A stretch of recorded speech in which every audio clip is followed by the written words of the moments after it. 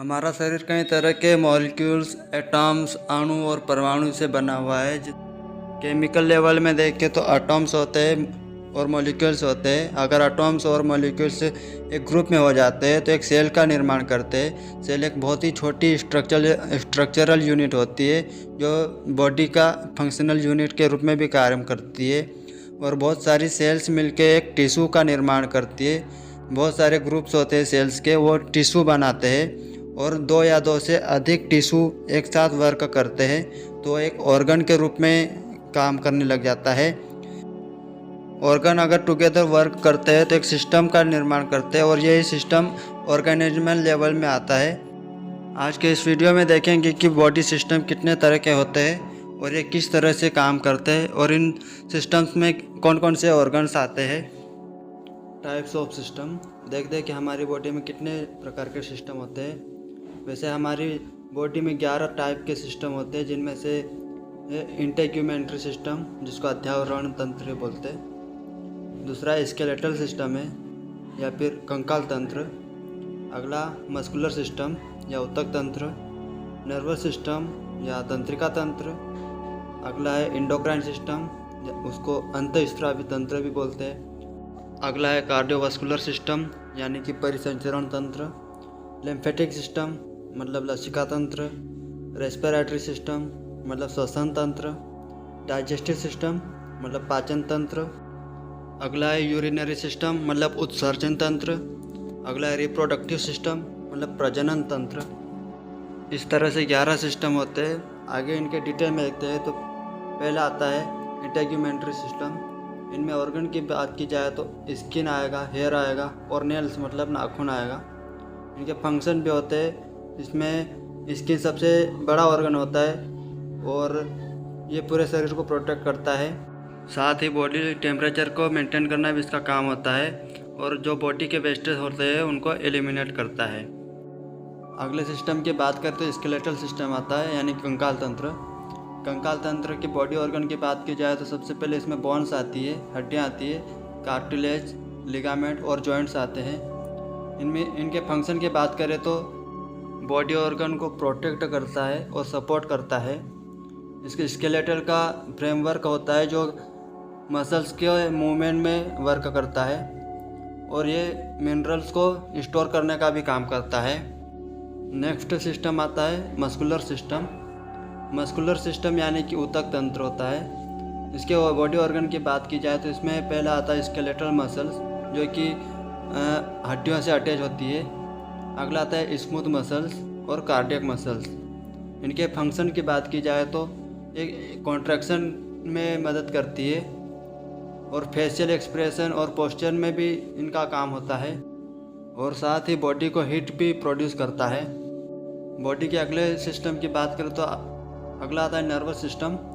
Nervous system में body organ होते हैं जैसे कि ब्रेन्स होता है, स्पाइनल कार्ड होता है, नर्वस होता है, स्पेशल सेंस होते हैं जैसे कि आइज़ हो गए, आँख हो गए, कान हो गए, नाक हो गए, इस तरह से।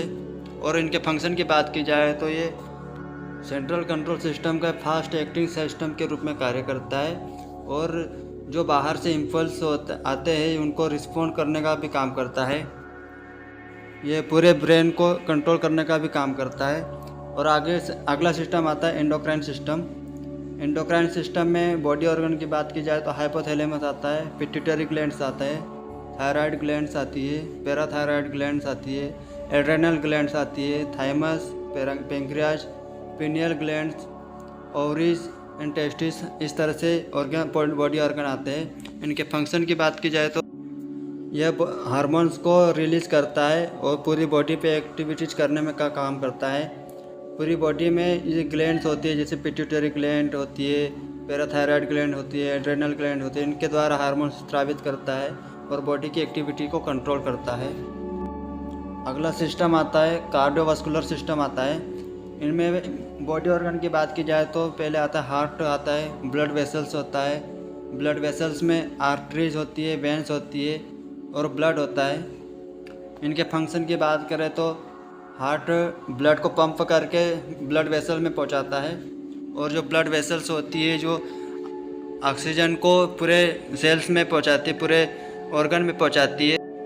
और ऑक्सीजन के साथ में इनमें हार्मोन्स और पोषक तत्व भी होते हैं। कोशिकाओं तक ऑक्सीजन पहुंचाने के बाद में वहां से कार्बन डाइऑक्साइड को वापस लाती है वेंस के जरिए और बाहर एक्सट्रैक्ट कर देती है।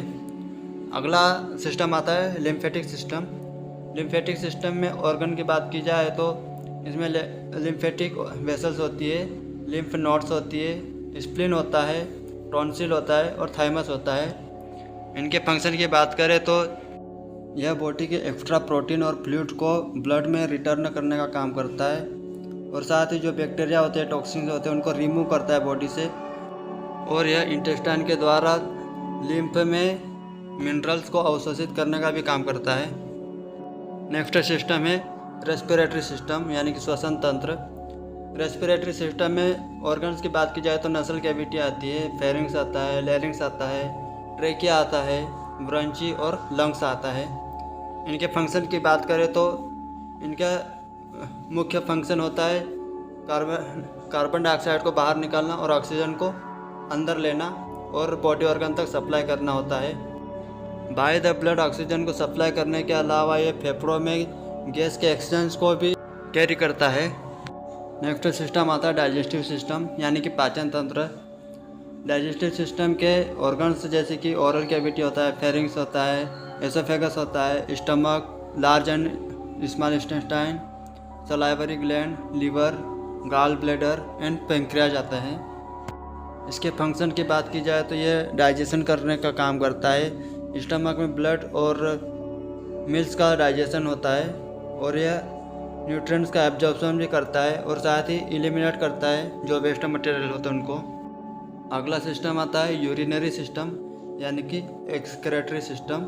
इसको उत्सर्जन तंत्र भी बोलते हैं। इनमें बॉडी ऑर्गन की बात की जाए तो किडनीज होती है, 2 किडनी होती है, ureters, urinary bladders and urethra होते हैं। इनमें फंक्शन की बात करें तो यह यूरिन का स्टोरेज करता है और ब्लड के वॉल्यूम और केमिकल कंपोजिशन का रेगुलेट करता है और साथ ही ब्लड में वाटर, इलेक्ट्रोलाइट्स और एसिड बेस बैलेंस को भी रेगुलेट करने का काम करता है।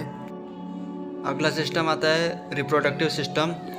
रिप्रोडक्टिव सिस्टम में मेल में बात की जाए तो मेल में testis, ducts, deferens, seminal, vesicles, prostate gland and penis होता है।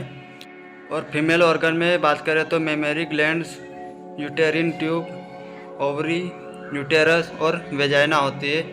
इनके फंक्शन की बात की जाए तो यह गामेट्स का प्रोडक्शन करता है, यह हार्मोन को रिलीज करता है और रिप्रोडक्शन में हेल्प करता है और साथ ही सेकेंडरी सेक्सुअल कैरेक्टर को डेवलपमेंट करने में भी हेल्प करता है। इस तरह से आपने देखा कि हमारे शरीर के बॉडी सिस्टम कितने होते हैं और यह किस तरह से वर्क करते हैं, इनके बॉडी ऑर्गन कौन कौन से होते हैं। इनसे रिलेटेड कोई कंफ्यूजन हो या फिर कोई सजेशन या फीडबैक हो तो कमेंट करके ज़रूर बताइए। अगर यह वीडियो आपको अच्छा लगा हो तो लाइक करने के साथ में सब्सक्राइब भी ज़रूर कीजिए, जिससे जो भी नेक्स्ट वीडियो आएगा वो सबसे पहले आपको नोटिफिकेशन के ज़रिए प्राप्त हो जाएगा।